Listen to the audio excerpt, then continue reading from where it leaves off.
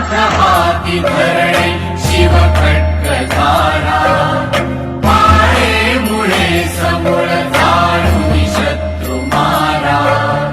बंधण्या अभंग धृतीने गणितेंच्या